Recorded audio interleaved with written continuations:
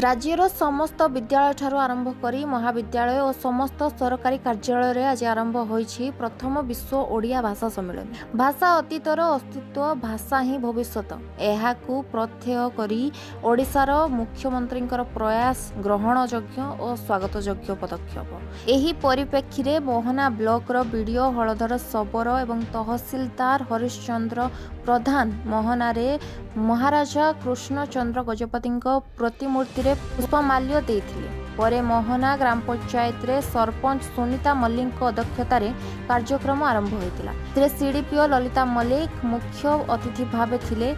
समस्त पंचायत रे आनंद उल्लासर सह एभली कार्यक्रम को पालन करा जाउछि। भाषार समृद्धि घटिले राज्यर समृद्धि घटिबो। युव समाज ओडिया भाषा को प्राधान्य देई आगकू बढ़िबा। भाषा बंचिले देश बंचिबो बोली बुद्धिजीवी माने मंतव्य करिथिबा बेले आउ किछि व्यक्ति एहा राज्य सरकारक एक प्रहसन बोली मध्य आक्षेप करथिले। समस्त अनुष्ठान रे महासमारोह रे एही कार्यक्रम अनुष्ठित हेबा बेले तमे वंदे उत्कल जननी देशात्मबोध संगीत गान करा जाई कार्यक्रम को सफल रूपायन करा जाउथिला। गजपति मनमोहन मिश्र रिपोर्ट टाइम्स ओडिया।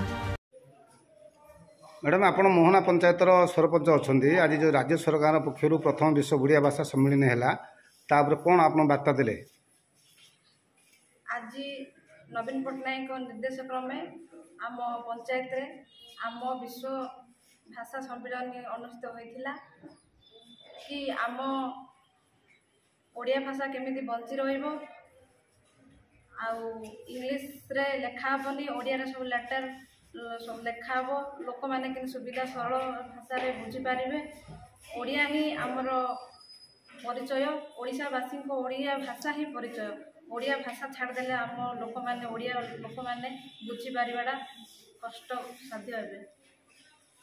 राज्य सरकार पक्षर प्रथम विश्व ओडिया भाषा सम्मेलन आज सारा ओडिशा रे पालन करा जाउछि ता संपर्क रे कोन कहबो?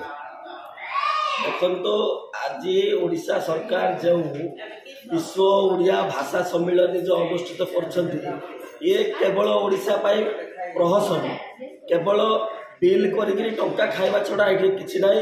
आपण देखुथिबे भारत स्वाधीनता हेबार 10 वर्ष पूर्व ओडिशा स्वाधीन होइतिला किंतु आज आपण माने जो बाजार छक गली ऑफिस जिबे सेठी आपण केवल इंग्राजी रे लेखा थिबा पाइबे किंतु ओडिया रे लेखा थिबा पाइबेनी। आपण जो कार्यालय को जिबे सेठी जदी कोनोसी दरखास्त हो किबा कोनोसी चिट्ठी हो किबा कार्यालय रो कोनोसी काम हो केवल इंग्राजी रे ही लेखा थिबो।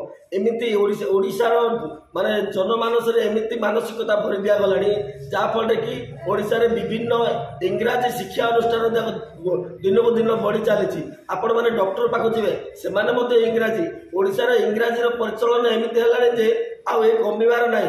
ये केवल प्रहसन ओडिशा सरकार ये खाली टंका खाइबा नीति चली। एठी कोनोसी भाषा को सम्मान दिया जाउ नाही।